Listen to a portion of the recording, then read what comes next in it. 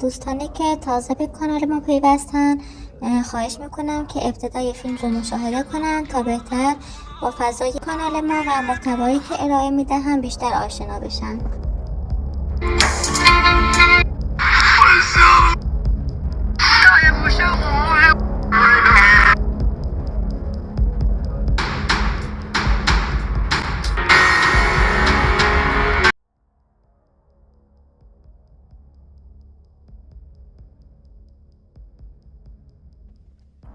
سلام و عرض ادب خدمت همراهان عزیز و بینندگان محترم کانال فاطمه اورجینال. امیدوارم در هر کجا که هستید سلامت و آرامش همراه لحظه های زندگیتان باشد. این روزها دلهای ما غرق اندوه است و همه تلاش میکنیم تا با یادآوری لحظات خوب اندکی از سنگینی غم بزرگ فقدان نجمه عزیز بکاهیم. یاد و خاطره او همیشه در قلب‌های ما زنده خواهد ماند. خدایش بیامرزد و روح پاکش در آرامش باشد. از خداوند مهربان می‌خواهیم به خانواده داغدارش صبر و آرامش عطا کند و این رنج سنگین را برایش قابل تحمل سازد. هیچ واژه‌ای توان تسکیر چنین اندوهی را ندارد، اما امید داریم که محبت و همراهی دوستان و نزدیکان اندکی از این بار غم بکاهد. در ادامه ویدیو همراه ما باشید. احسان به همراه قدیر که همسر طیب است و دوست نزدیکش صاحب کانال پلرت تصمیم میگیرند برای مدتی از روزمرگی فاصله بگیرند و به سفر و خوشگذرانی میپردازند. آنان در این سفر با چند دختر قرار ملاقات میگذارند و در رستوران‌های شیک و مجلل وقت میگذارند. در طبیعت گردش میکنند و سرگرمی‌های مختلفی را تجربه میکنند. در این میان طیبه که نسبت به رفتار همسرش مشکوک شده بود، فردی را مأمور میکند تا فعالیت‌های آنها را زیر نظر بگیرد. این فرد مخفیانه از احسان و همراهانش فیلمبرداری میکند و مدرک را در اختیار طیبه قرار میدهد. طیبه با دیدن تصاویر به شدت ناراحت میشود و تصمیم میگیرد حقیقت را با بانو نجمه در میان بگذارد. او فیلم را نزد بانو نجمه میبرد و با اندوه فراوان میگوید شوهرت در حال خیانت است.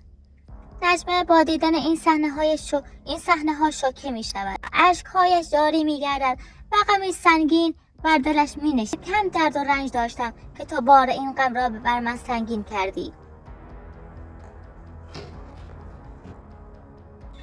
من همین الان از تو خلاص می شدم و خود را آتش می زنم. سپس تماس را قطع می کند و در اوج ناامیدی دست به اقدامی خطرناک می زند. اقدامی که همه شما از آن خبر دارید. احسان که از شدت ماجرا بحث‌زده شده بود بلافاصله با مهدی تماس می گیرد و ماجرا را بازگو می کند.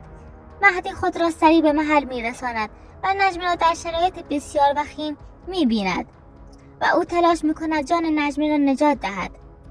او با پتو آتش او را خاموش می کند، ولی شدت سوختگی بسیار زیاد بود و سپس او را به بیمارستان شیراز منتقل می کند. این حادثه تلخ همه اطرافیان را بهت‌زده و اندوهگین کرده است.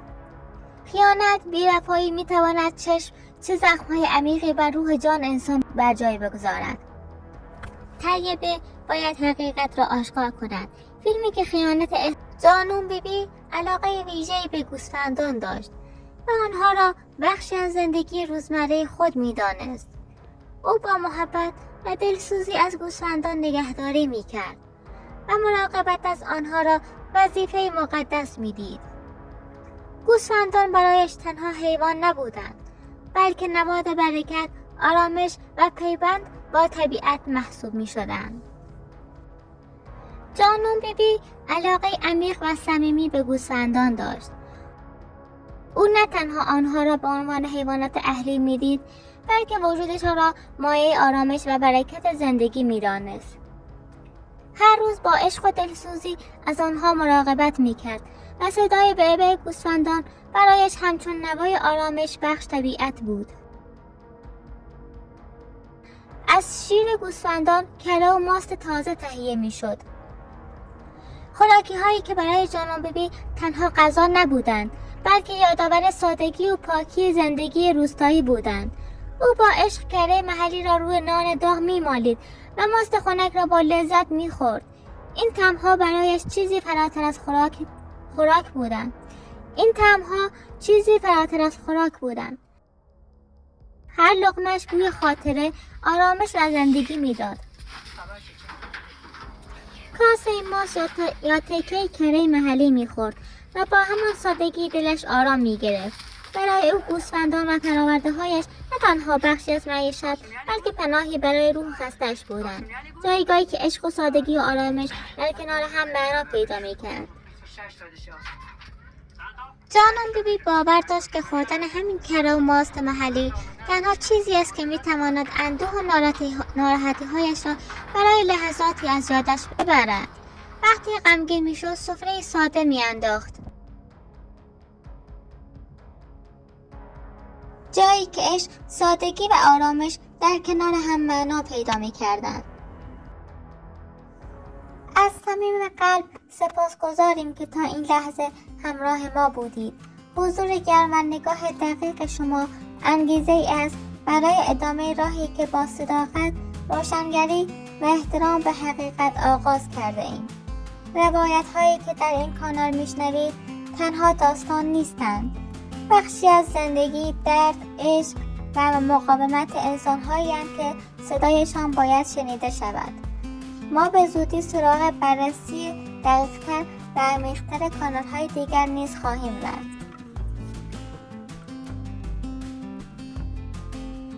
هدف ما روشن کردن زوایای پنهان، افشای واقعیت‌ها و بازگرداندن صداقت به روایت‌هایی است که گاه در هیاهوی دروغ و پنهانکاری گم می‌شوند.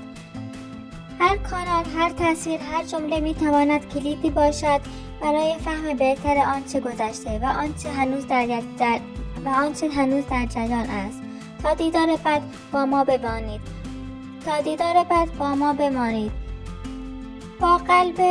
با قلبی آگاه، ذهنی پرسشگر و نگاهی که به دنبال حقیقت است.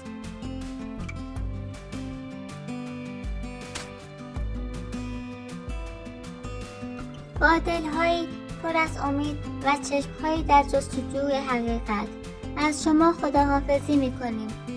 در ادامه کانال‌های بیشتری را بررسی خواهیم کرد تا روایت‌ها روشن‌تر و صداها شنیده‌تر شود.